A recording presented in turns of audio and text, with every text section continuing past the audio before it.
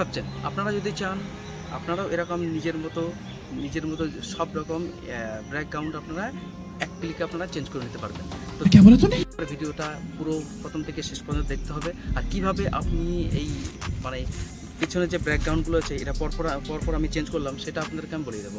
কোনো রকম অ্যাপ ছাড়া, কোনো রকম এডিটিং ছাড়াই আপনারা কিন্তু এই কাজটা করে নিতে পারবেন। তো কি अबे जल्दी बोल, कल सुबह पनवेल निकल।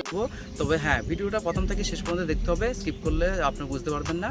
তো চলো বেশি কথা না বলে আমি ভিডিওটা শুরু করা যায়। ओके, তো চলো আমি মোবাইল স্ক্রিনে আপনাদেরকে প্রথমে আমি নিয়ে যাচ্ছি।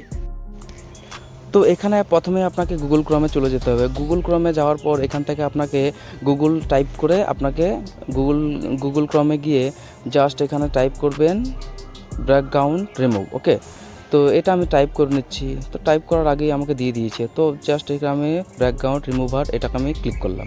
ক্লিক করার পর আপনাকে প্রথমে ওয়েবসাইটে যেটা দেখতে পারবেন সেটাতে জাস্ট আপনি একটা ক্লিক করবেন।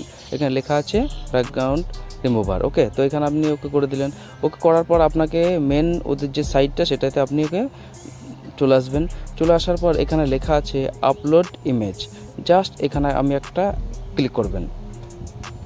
ক্লিক করার পর আপনার যে গ্যালারি খুলে যাবে। তো গ্যালারি থেকে আপনার যেটা পছন্দ আপনি সেই ছবিটাকে সিলেক্ট করে আপনার যেটাকে আপনি রিমুভ করতে চাইছেন ব্যাকগ্রাউন্ড সেটাকে আপনি সিলেক্ট করবেন।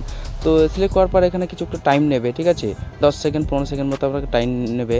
টাইম নেওয়ার পর আপনি দেখুন যে এই যে এক ক্লিকে মাত্র আপনার পিছনের যে ব্যাকগ্রাউন্ড আছে সেটা আপনার রিমুভ হয়ে গেছে। ওকে, তো এখান থেকে আপনি ডাউনলোড করে নিতে পারবেন। তারপর নিজের মতো প্লাস চিহ্নতে যাচ্ছে ওটা আপনি ব্যাকগ্রাউন্ড আপনি যে কোনো আপনি চেঞ্জ করে নিতে পারবেন। এখন অনেকগুলো অপশন থাকবে ব্যাকগ্রাউন্ডের, আপনি সিলেক্ট করে এটা নিজের মতো করুন। তো ডাউনলোড করা আমার ছবিটাকে আমি জাস্ট ওপেন করে নিলাম। তো এইভাবে আপনারা আপনাদের পিছনে যে ব্যাকগ্রাউন্ড সেটাকে আপনারা এক ক্লিকে আপনারা চেঞ্জ করে নিতে পারবেন। তো এই ছিল আমার ভিডিওর মূল উদ্দেশ্য।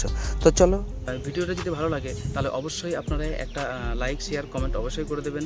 আর হ্যাঁ, যদি ভিডিওটা আপনারা ফেসবুক থেকে দেখেন তাহলে অবশ্যই আমার পেজটিকে ফলো করে নেবেন। আর যদি ইউটিউব থেকে দেখেন তাহলে অবশ্যই আমার চ্যানেলটিকে সাবস্ক্রাইব করে নেবেন। আর এই